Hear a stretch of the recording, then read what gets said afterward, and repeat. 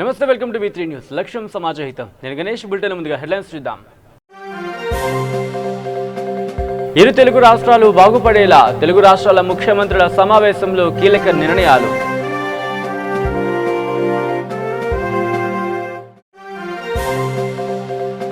నూతన భవనాలు ఎందుకు కడుతున్నారో తెలపండి, తెలంగాణ ప్రభుత్వాన్ని ప్రశ్నించిన హైకోర్టు.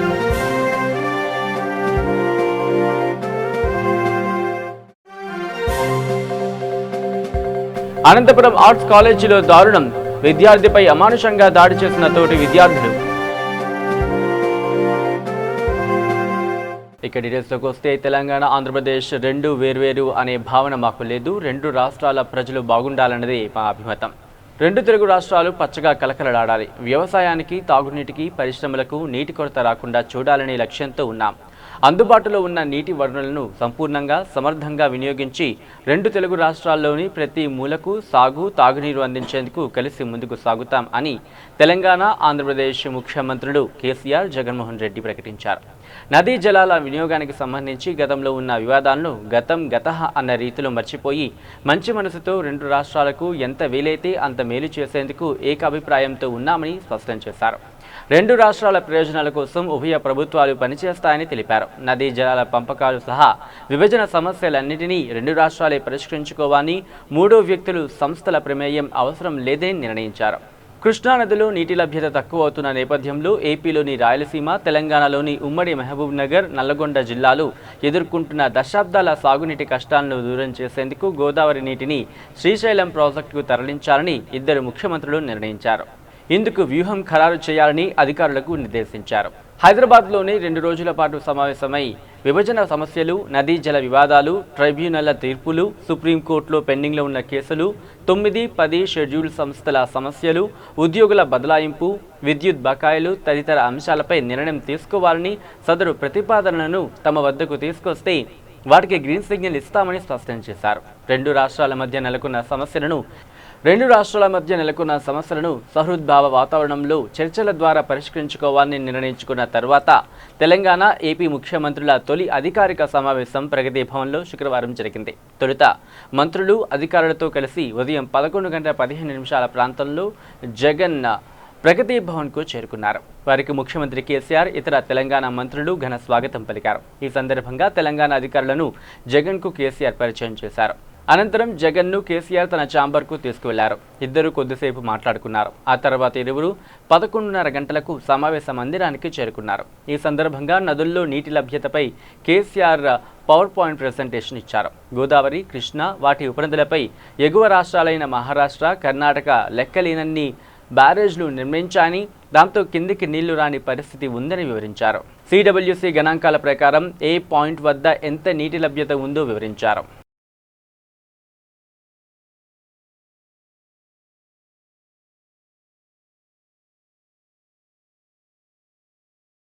ఇక టీడీపీకి చెందిన ధర్మవరం మాజీ ఎమ్మెల్యే గోనుగుంట్ల సూర్యనారాయణ సైకిల్ దిగి కమలం చేతపట్టుకున్నారు. శుక్రవారం ఆయన ఢిల్లీలో బీజేపీ జాతీయ working president JP Nadda, AP Telangana BJP incharge Ram Madhav సమక్షంలో బీజేపీలో చేరారు. 2019 సార్వత్రిక ఎన్నికల్లో టీడీపీ అభ్యర్థిగా పోటీ చేసి ఓడిపోయిన ఆయన కొద్ది రోజులుగా పార్టీకి దూరంగా ఉంటున్నారు. రాష్ట్రంలో వైసీపీ అధికారంలోకి రావడంతో ఆ పార్టీ శ్రేణుల దుందుడుకు చర్యలపై పలుమార్లు జిల్లా అధికారులకు ఫిర్యాదు చేశారు. అదే సందర్భంలోనే ధర్మవరం నియోజకవర్గంలో వైసీపీ, టీడీపీ వర్గాల మధ్య జరిగిన ఘర్షణలో ఒక కార్యకర్త మృతి చెందడంతో ఆయన కలత చెందారు. ఇదే నేపథ్యంలో ఆయన పార్టీని వీడేందుకు సిద్ధపడ్డారు. సూరి తీరు గమనించిన టీడీపీ అధినేత చంద్రబాబు ఆయనతో ఫోన్లో మాట్లాడారు. పార్టీ జిల్లా అధ్యక్షుడు బీకే పార్థసారథితో పాటు మాజీ మంత్రులు పల్లె రఘునాథ్ రెడ్డి, కాలవ శ్రీనివాసులు తదితరులు సూరితో మాట్లాడారు. అప్పటికీ కొంత శాంతంగా ఉన్న ఆయన ఆ తర్వాత తన ఆలోచన గురించి గురువారం కార్యకర్తలతో పంచుకున్నారు. ప్రస్తుతం దేశంలో బీజేపీ పాలన అభివృద్ధి సూచకంగా ఉందని, ఆ పార్టీలో చేరికతో అభివృద్ధిలో భాగస్వాములు కావచ్చుననే అభిప్రాయాలు మెజారిటీ కార్యకర్తల నుంచి రావడంతో ఎట్టకేలకు ఆ పార్టీలో చేరేందుకు నిర్ణయం తీసుకున్నారు. జూలై 5న బీజేపీలో చేరేందుకు ఆయన అన్ని ఏర్పాట్లు చేసుకున్నారు. కానీ అప్పటికప్పుడు బీజేపీ అధిష్టానం నుంచి పిలుపు రావడంతో శుక్రవారమే ఆయన ఢిల్లీకి చేరుకొని జేపీ నడ్డా, రామ్ మాధవ్ను కలిసి కాషాయ కండువా కప్పుకున్నారు. రాజకీయ అరంగేట్రం నుంచి టీడీపీలోని గోనుగుంట్ల సూర్యనారాయణ అలియాస్ వరదాపురం సూరి కొనసాగారు. తొలుత మాజీ మంత్రి దివంగత పరిటాల రవీంద్రకు సన్నిహితుడిగా మెలిగారు. అనంతరం ఆయన 2009లో ధర్మవరం నుంచి టీడీపీ టికెట్టు ఆశించారు. అది రాకపోవడంతో అక్కడి నుంచి స్వతంత్ర అభ్యర్థిగా పోటీ చేసి ఓడిపోయారు. ఆ తర్వాత 2014లో ధర్మవరం నుంచి టీడీపీ అభ్యర్థిగా పోటీ చేసి వైసీపీ అభ్యర్థి కేతిరెడ్డి వెంకటరామరెడ్డిపై విజయం సాధించారు. కాగా జిల్లా టీడీపీలో బలమైన నాయకుడిగా పేరు తెచ్చుకున్న సూరి 9 ఏళ్లుగా పార్టీ జిల్లా ప్రధాన కార్యదర్శిగా పనిచేస్తూ వచ్చారు. పార్టీ జిల్లా అధ్యక్షుడు వికే పార్థసారథి సమన్వయంతో 2014 ఎన్నికల్లో జిల్లాలో 12 స్థానాలు టీడీపీ కైవసం చేసుకునేలా కృషి చేశారు.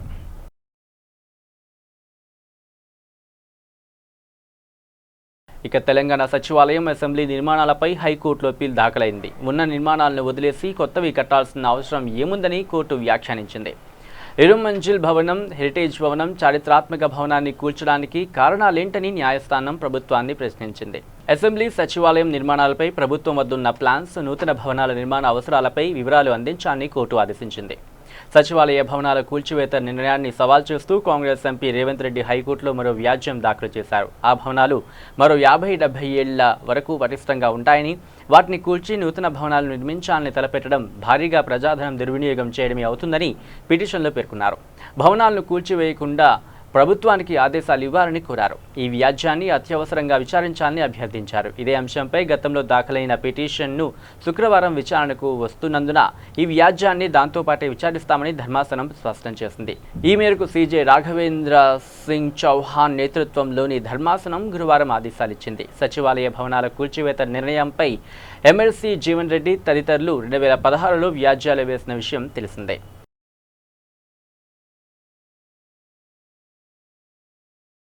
ఇక సూర్యాపేట జిల్లా చివ్వెంల మండలం జగన్నాథ్ తండాలో మద్యం మత్తులో భర్త వీరంగం సృష్టించాడు. మద్యానికి డబ్బులు ఇవ్వలేదంటూ ఇంట్లో ఉన్న సామాన్లను బయటపడేసి నానా యాకి చేశాడు. దీంతో రంగంలోకి దిగిన పోలీసులు స్టేషన్కు తీసుకువెళ్లి కౌన్సిలింగ్ ఇచ్చారు.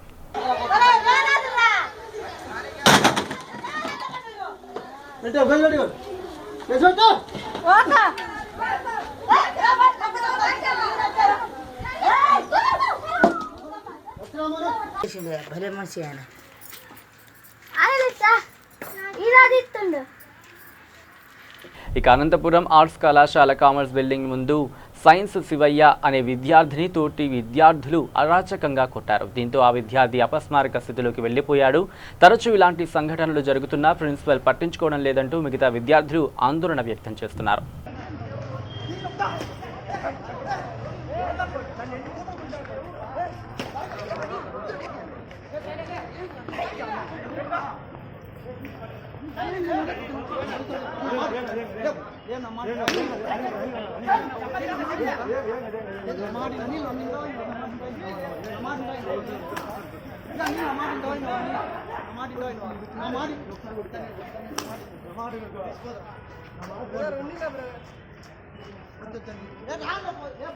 ఇక సూర్యాపేట నియోజకవర్గం ఆత్మకూరు మండలం పాతలపహాడ్ గ్రామంలో భారత రాజ్యాంగ రచయిత డాక్టర్ బిఆర్ అంబేద్కర్ గారి విగ్రహాన్ని విద్యాశాఖ మంత్రి గుంటకండ్ల జగదీష్ రెడ్డి మరియు రాజ్యసభ సభ్యులు బడుగుల లింగయ్య యాదవ్ ఆవిష్కరించారు. మొదలుపెట్టుకున్న అభివృద్ధి కార్యక్రమాలు ఆగిపోయినాయి. కోట్లాది రూపాయలు పోరాటంలో తీసుకొచ్చిన ఈ ఎన్నికల కోడ్ వల్ల ఆగిపోయినాయి. ఇంతకుముందు మన ఎంపీ గారు చెప్పినట్టు టైం లేక కాదు,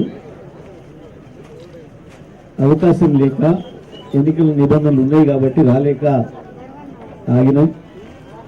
సరే, ఇప్పుడు కోసం వెలిసింది బ్రహ్మాండంగా. మళ్ళీ ఇప్పుడు అభివృద్ధి ఇంకా ఈ గ్రామాలని అందంగా తీర్చిదిద్దుకోవాల్సిన అవసరం ఉంది. మరి ఇట్లా మన తుమ్మచెట్టు కనబడితే మాత్రం సర్పంచ్ గారు ఎగిరిపోతాడు. మళ్ళీసారి మాత్రం తుమ్మచెట్టు ఉండేది ఊళ్ళల్లో ఏడ చూసిన. మరి మొదటి కార్యక్రమం మంచి ఇక్కడి నుంచి మొదలు పెట్టుకున్నాం అభివృద్ధి కార్యక్రమం. ఈ ఊరు నిజంగానే ఎంపీ గారు చెప్పినట్లు ఈ ఊరికి ఏమో అనుమతి ఉన్నట్టుంది. నాకు ప్రతిసారి ఇంటికి వచ్చినైతే ఉంది. ఈసారి ఇంటికి మంచి పనులు చేశారు. మొన్నటిసారి నా మాట మన్నించి మళ్ళీ ఇద్దరు కూడా మంచి బ్రహ్మాండంగా గెలిపించారు. ఇద్దరు యువకులు పనిచేయడానికి సిద్ధంగా ఉన్న వాళ్ళు పోలీసారి సర్పంచ్ ఉన్నప్పుడు కూడా ఇచ్చిన అన్ని చేసే కానీ పాపం ఆ 10 నిమిషాలకి ఎందుకు దాగలేదు మనమని. కానీ మరి విద్యుత్ వెలుగులు ఇచ్చే ఆ సబ్ స్టేషన్ ప్రారంభం చేసుకున్నాం. అంతకు మించి మొత్తం మన జీవితాలకు వెలుగునిచ్చిన, భారతదేశానికి వెలుగునిచ్చిన మహనీయుడు అంబేద్కర్ గారి విగ్రహావిష్కరణ కూడా మనం చేస్తున్నాం. అది చాలా కాలం నుంచి అడుగుతుండే మన వాళ్ళు. ఈ సందర్భం కొరకు ఆగిన కూడా మంచి రోజు ప్రారంభం చేసుకున్నాం.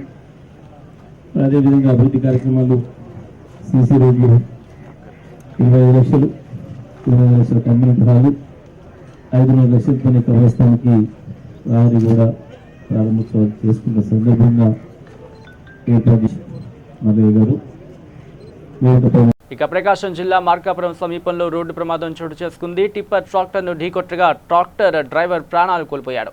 ట్రాక్టర్ ముందు ఉన్నటువంటి ఇన్నోవా వాహనంలో ప్రయాణిస్తున్న నూతన వధూవరులు స్వల్ప గాయాలతో బయటపడ్డారు.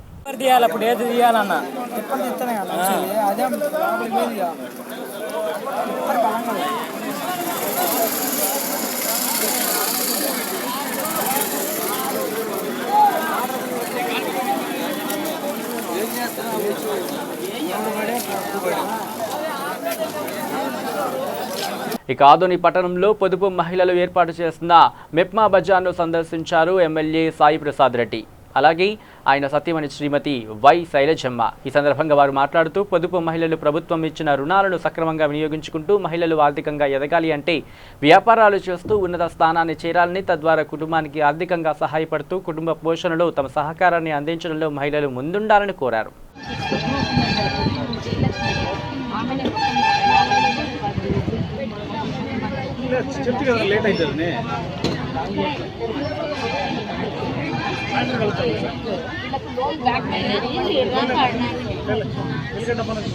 అలాగే ఇక కరీంనగర్ జిల్లా తిమ్మాపూర్ మండలం సుల్తాన్పూర్ వద్ద రోడ్డు ప్రమాదం చోటు చేసుకుంది. కారు బైక్ను ఢీకొట్టగా 2 యువకులు మృతి చెందారు. ఈ దృశ్యాలు సీసీ కెమెరాలు నమోదయ్యాయి. ఇక కర్నూలు జిల్లా డోన్ ఎస్సీ బాలబాలికల వసతి గృహాల్లో దరఖాస్తు చేసుకున్న ప్రతి విద్యార్థికి హాస్టల్ సీట్ ఇవ్వాలి అంటూ ఏఐఎస్ఎఫ్ జిల్లా ఉపాధ్యక్షులు శివన్న, నియోజకవర్గ కార్యదర్శి రంగన్నలు ప్రభుత్వాన్ని డిమాండ్ చేశారు. స్థానిక సోషల్ వెల్ఫేర్ ఆఫీసర్ లేనందున అక్కడ నిర్వహించే అటెండర్ కన్నయ్యకు వినతి పత్రం సమర్పించడం జరిగింది. ఈ సందర్భంగా వారు మాట్లాడుతూ ప్రతి గ్రామాల్లో 5వ తరగతి వరకే పాఠశాలలు ఉన్నాయి. 6వ తరగతి చదవాలంటే ఖచ్చితంగా టౌన్లోని ఉన్నత పాఠశాలలో చదవాలి. అందువలన డోన్ బాలికల ఉన్నత పాఠశాలలో గ్రామాల విద్యార్థులు 6వ తరగతి జాయిన్ అవ్వడం జరిగింది. వార్డెన్ కూడా ముందు పాఠశాలలో జాయిన్ చేయించి తర్వాత మేము హాస్టల్ సీటు ఇస్తామని వార్డెన్లు చెప్పడం జరిగింది. జాయిన్ అయిన తర్వాత వార్డెన్లు సీట్లు లేవని చెబుతున్నారు.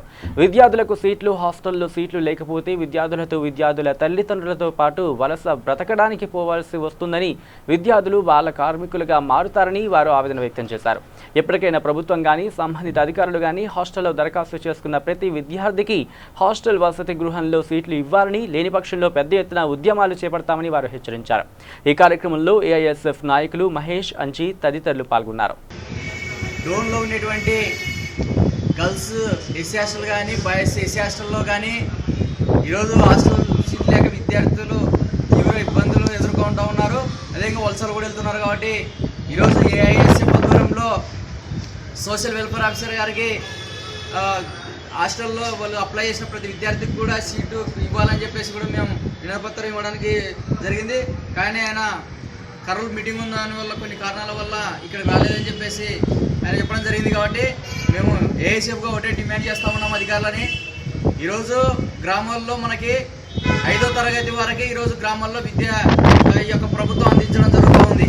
అంటే 5వ తరగతి వరకే ఉంది. కాబట్టి ఖచ్చితంగా 6వ తరగతి చేరాలంటే ఖచ్చితంగా టౌన్లో చేర్పించాలి. టౌన్లో చేర్పిస్తే కనీసము గ్రామీణ ఉండేటువంటి పేద పడుకోలేని విద్యార్థులు ఎక్కువ శాతము గ్రామాల నుండి టౌన్లో 6వ తరగతికి చేరినప్పటికీ 6వ తరగతిలో చేరిన తర్వాత ఇక్కడ హాస్టల్ సీటు ముందు జాయిన్ కావండి, తర్వాత మేము హాస్టల్ సీట్ ఇచ్చామని చెప్పేసి వార్డెన్లు చెప్తా ఉన్నారు.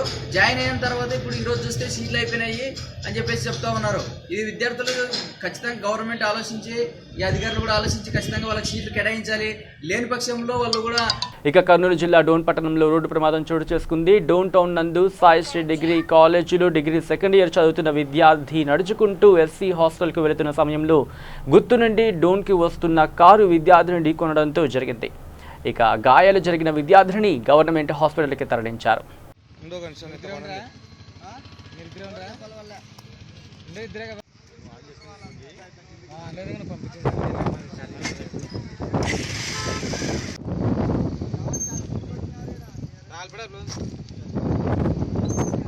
ఇక కర్నూలు జిల్లా దేవనకొండలో కోట్ల విలువైన భూమిపై కబ్జాదారుల కన్నుపడింది. నకిలీ డాక్యుమెంట్లు సృష్టించి హస్తగతం చేసుకునేందుకు పావులు కదుపుతున్నారు ఈ దుర్మార్గులు. కర్నూలు జిల్లా దేవనకొండ మండలం కుంకనూరు గ్రామ పంచాయతీ పరిధిలో దేవనకొండ క్రాస్ రోడ్ వద్ద పోరంబోకు బీడు భూమి ఉంది.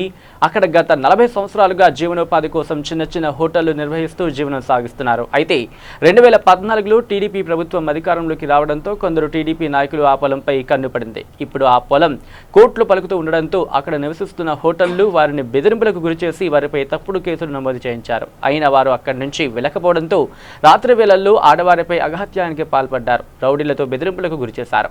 కోట్ల రూపాయలకు పైగా విలువైన ఆస్తి కబ్జా గద్దలు వాలిపోయాయి. లేఅవుట్ వేసి ప్లాట్లు క్రయ విక్రయాలు చేశారు. వీటి అన్నిటికీ దేవనకొండ తహసీల్దార్ మరియు వీఆర్ఓలు లక్షలు డబ్బులు తీసుకుని ప్రధాన పాత్ర పోషించారు. లిటిగేషన్లు సృష్టించి బెదిరింపులు, నకిలీ డాక్యుమెంట్లు తయారు చేసి గందరగోళానికి తెరతీశారు. కబ్జాదారుల వెనుక టీడీపీ హస్తం ఉండడంతో గతంలో కేసు నమోదు చేయడానికి పోలీసులు జంకుతున్నారు. ఎక్కడైనా వారి సమస్యపై సంబంధిత అధికారులు స్పందించి న్యాయం చేయాలని బాధితులు వాపోతున్నారు. దేవనకొండ అయితే 30 సంవత్సరాల నుండి ఇంకొనూరు రెవెన్యూలో ఉన్నాము. ఇందులో 32 ఏళ్ళ మేము చేసుకోబట్టి ఇప్పుడు దౌర్జన్యకారులు వీళ్ళు రాజకీయ నాయకులు పట్టుకొని ఈ సర్వే నెంబరు కాదు 97 సర్వే నెంబర్ని 2 సర్వే నెంబర్లు చేసి ఇది అసలు లేని 91 సర్వే నెంబర్ వచ్చేసి 6 ఎకరాల 59 సెంట్లు, 92 వచ్చేసి 1 ఎకరా 21 సెంటు, ఇంకో సర్వే నెంబరు 590/1 వచ్చేసి 3 ఎకరాల 39 సెంట్లు. ఈ 11 ఎకరాల 20 సెంట్లని వీళ్ళు దౌర్జన్యం చేసి ఆక్రమించుకుంటున్నారు. ఈ రోడ్డు బిట్టు ఇంకో తాను వచ్చేసి ఇదే చేనులోనే ఒక తాను వచ్చేసి 4 ఎకరాల 96 సెంట్లు, ఇంకొకటి వచ్చేసి 15 ఎకరాల 58 సెంట్లు, మొత్తం వచ్చేసి 30 ఎకరాలు ఆక్రమించుకుంటున్నారు. వీళ్ళు గవర్నమెంట్ ఉద్యోగస్తులు, ఒక ఆయన ప్రపోజరు, ఒక ఆయన ఇంజనీరు, ఒక ఆయన లెక్చరు, 2 టీచర్లు. వీళ్ళు ఏమనంటే మనం చేసుకునే దమ్ము ఉండదని దమ్ముల మీద చేపెట్టుకొని చెప్తాం. ఎవరు చెప్పారో చెప్పుకోపో అని దౌర్జన్యం చేస్తుంది. ఫస్ట్ జయప్రద మేడం, 2వది వచ్చేసి అంగడి శివరామయ్య, 3వది వచ్చేసి కొన్ని సంవత్సరాల నుండి ఉన్నాం. మా ఆయన ఇక్కడ జీవనాధారం చేస్తున్నాం హోటల్ పెట్టుకొని. ఇప్పుడు కొట్టాలు తీసేయండి అని చెప్తున్నారు. ఎంఆర్ఓ వాళ్ళంతా వచ్చేసి చేను వాళ్ళంతా వచ్చేసి తీసేయాలి అని చెప్తున్నారు. మాకు ఇది లేకుంటే మాకు బతుకులేదు. మేము పిల్లలు పెట్టుకొని ఏదో చేసుకుంటున్నాము, తీసేయాలని చెప్తున్నారు సార్. మాకు ఇప్పుడు ఇది లేకుండా జీవితానికి ఏదో ఒకటి తాకి కానీ చనిపోయే పరిస్థితి కానీ వస్తుంది. నా పేరు రమేష్. మాకు దేవనకొండ టర్నింగ్ క్రాస్ రోడ్డు. నా పేరు సుభాంగి. మా పెళ్ళి అయినాక 5 సంవత్సరాలకే మా ఆయన చనిపోయినాడు. కరెంట్ షాక్ కొట్టి ఇదే ప్లేస్లోనే. మీకు 2 బాబులు. ఒక బాబుకి ఆల్రెడీ మెదడులో గుళ్ళయి దగ్గర 6 లక్షలు 7 లక్షల దాకా పెట్టుకున్నాను. అది ఈడ హోటల్ పెట్టుకొని బతుకుతున్నాము. మళ్ళీ ఇప్పుడు కాల్ చెప్పేలా హోటల్ తీసేయాలంటున్నారు. మాకైతే సచ్చే తప్ప వేరే దారి అయితే లేదు. మాకు ఇంకా బతికితే ఇదే హోటల్, లేదంటే ఏమన్నా పిల్లలు మేము కూడా ఏమన్నా చేసుకొని తావడం తప్ప వేరే మాకైతే ఏం లేదు బతకడానికి. అయితే మాకున్నదైతే ఇంతే. ఇంకా మరి మాకు ఏమన్నా సాయం చేయాలనే మేము కోరుకుంటున్నాము. ఆడపిల్లలు మొక్కరం కదా, చాలా ఇబ్బంది పెడుతున్నారు. వాళ్ళు అక్షరకరంగా కూడా ప్రవర్తిస్తున్నారు. ఇంకా సరిగా మాకు లేదు. ఇంకా వేరే రకం కూడా మమ్మల్ని చూస్తున్నారు. ఆ కొట్టాల గురించి చాలా ఇబ్బంది పడుతున్నాము. తప్పుడు కేసులు పెట్టినారు ఆడపిల్లలు. మేము దేవనకొండ మండలం దేవనకొండ క్రాస్ రోడ్లో ఉన్నాము. కుంకునూరు గ్రామం దగ్గర కొట్టం వేసుకొని హోటల్ పెట్టుకొని ఉన్నాము. కాకపోతే మేము 34 సంవత్సరాల నుంచి ఇక్కడ జీవిస్తున్నాము. కాకపోతే మాకు ఇప్పుడు ఈ మధ్యన వచ్చేసి వేరే వాళ్ళు దౌర్జన్యంగా మా మీద కొట్టాలి పెరికేయండి, మీకు అంతో ఇంతో డబ్బులు ఇస్తామని చెప్తున్నారు. మాకు డబ్బులు అవసరం లేదు, అంతో ఇంతో మాకు బతకడానికి ఇది దారి ఇది తప్ప వేరేది లేదు అని వాళ్ళ కాళ్ళు కూడా పట్టుకున్నాం. లాస్ట్కి కాళ్ళు పట్టుకున్నా వాళ్ళు కనికరం రాలేదు. లంచాలు ఇస్తాము, కొట్టాలు పెరికేయండి అని కూడా చెప్పినారు. లాస్ట్కి వినకపోతే మా మీద ఆడపిల్లల మీద దౌర్జన్యంగా కేసులు కూడా పెట్టినారు. 2 కేసులు పెట్టినారు. ఒక్కటి కూడా అన్ని తప్పుడు కేసులే పెట్టినారు మా మీద. కాకపోతే మాకు ఇది చాలా ఇబ్బందికరంగా ఉంది. బయటికి పోతే కూడా చాలా ఇబ్బందిగా ఉంది. ఆడపిల్లలం కదా, నెలకు 2 మాటలు వాయిదా వస్తున్నారు. ప్లస్ ఇంకేం చేస్తున్నారంటే మరి నెలకు ఒక పారు వచ్చి పొగలతో మీకు పెరిగిస్తాము. ఈ నెల కూడా వచ్చినారు. 11వ తేదీ వచ్చి మేము పెరిగేస్తాం చూడని వార్నింగ్ ఇచ్చిపోయినారు. ఆకులు వీరేషు, జగదీషు, దేవనకొండ మాజీ సర్పంచ్, ఇంకా వాళ్ళ పేర్లు కొన్ని మాకు రావు. కాకపోతే తెలంగాణ రాష్ట్రం టూరిజం డిపార్ట్మెంట్ ఆధ్వర్యంలో బాంబే నేచురల్ కుల్ఫీ స్టాల్ను హరిత రెస్టారెంట్ ట్యాంక్ బండ్ హైదరాబాద్లో ప్రారంభించారు. B Manohar managing director. పర్యాటక కేంద్రంగా రూపుదిద్దుకుంటున్న ట్యాంక్ బండ్ ఎన్టీఆర్ గార్డెన్స్, లుంబిని పార్క్ పర్యాటకులకు, ఐస్ క్రీమ్ ప్రియులకు రకరకాల ఐస్ క్రీమ్లను, కుల్ఫీలను టూరిజం డిపార్ట్మెంట్కు లుంబిని పార్క్ పరిసర ప్రాంతాల వారందరికీ ఫ్లైఓవర్ దగ్గరలో అందుబాటులో ఉండడానికి స్టాల్ను ప్రారంభించామని అన్నారు.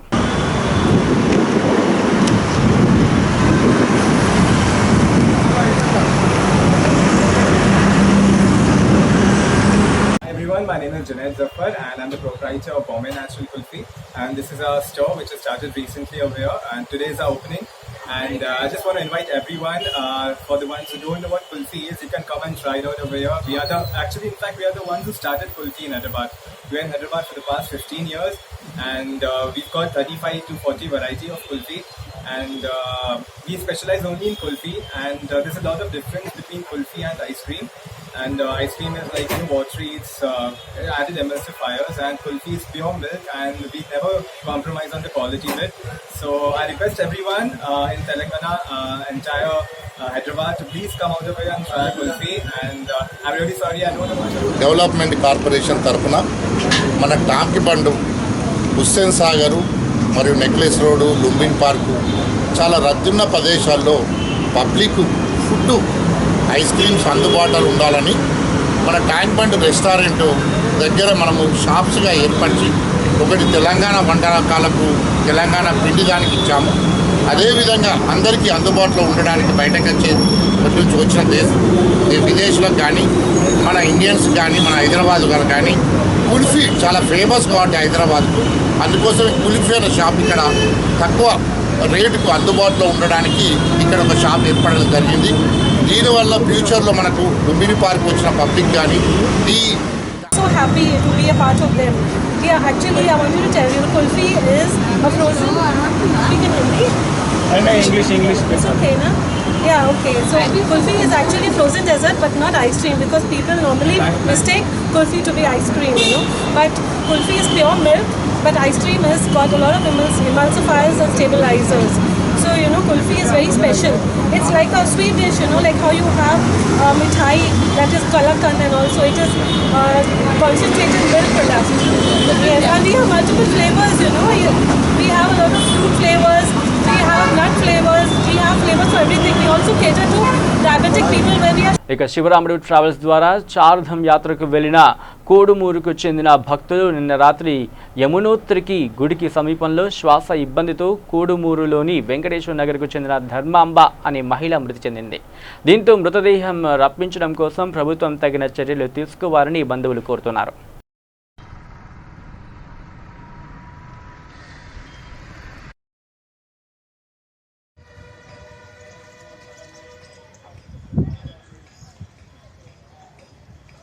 తీవ్ర అస్తవ్యస్తకు గురయ్యేసి అక్కడే చనిపోయింది. అది మాకు నిన్న మధ్యాహ్నం ఇన్ఫర్మేషన్ తెలిసింది. నా పేరు వచ్చేసి విద్యాసాగర్. నేను వాళ్ళ పెద్దమ్మ అంటే వాళ్ళ చెల్లెలు కొడుకుని అవుతాను. నేను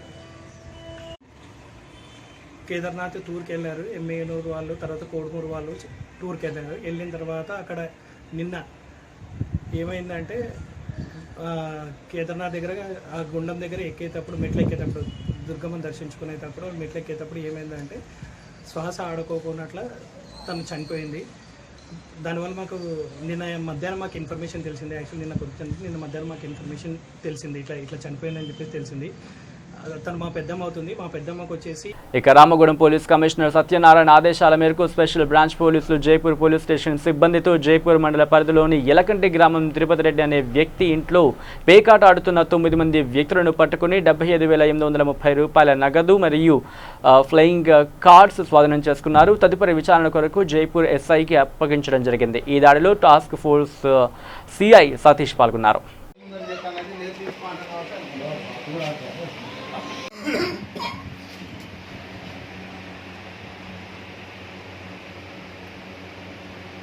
ఇక బులెటిన్ ముగించే ముందు హెడ్లైన్స్ మరోసారి చూద్దాం.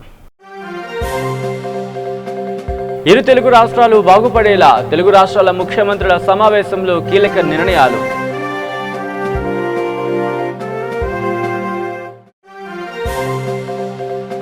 నూతన భవనాలు ఎందుకు కడుతున్నారో తెలపండి, తెలంగాణ ప్రభుత్వాన్ని ప్రశ్నించిన హైకోర్టు.